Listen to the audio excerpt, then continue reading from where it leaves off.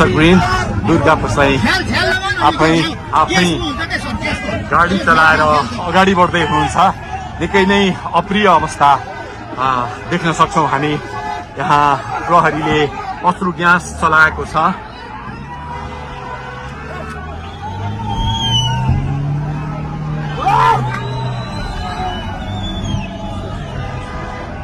यो तीनकुनेको सडक हो, तीनकुने क्षेत्र हो। उहाँ आफै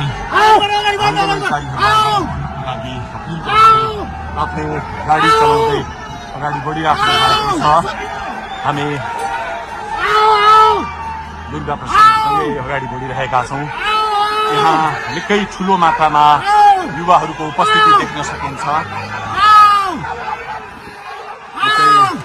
ठुलो मात्रामा युवाहरूको उपस्थिति, प्रहरीको बार तोडेर दुर्गा प्रसाई आफै अगाडि बढ्दै हुनुहुन्छ।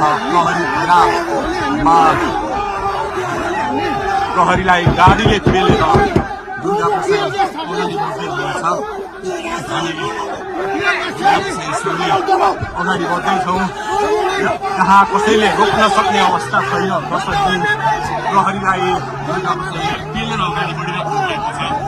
प्रहरी गाडीको चाबी खोज्न लागि परेको छ र दुर्गा प्रसाईले प्रहरीको एक लेयर तोडिसक्नु भएको छ र अब अगाडि सशस्त्र प्रहरीको टोली रहेको छ।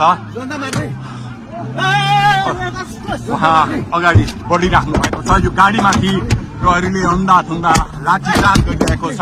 तपाईँ देख्न सक्नुहुन्छ दुर्गा प्रसाईको गाडीलाई प्रहरीले रोकिराखेको अवस्था। उहाँले यो प्रहरीका सम्पूर्ण सुरक्षा घेरा तोडेर दुर्गा प्रसाई अगाडि बढ्नु भएको छ र यति बेला तीनकुनेको यो पुलबाट अगाडि बढिसकेको छ। यो दृश्य अगाडिपट्टि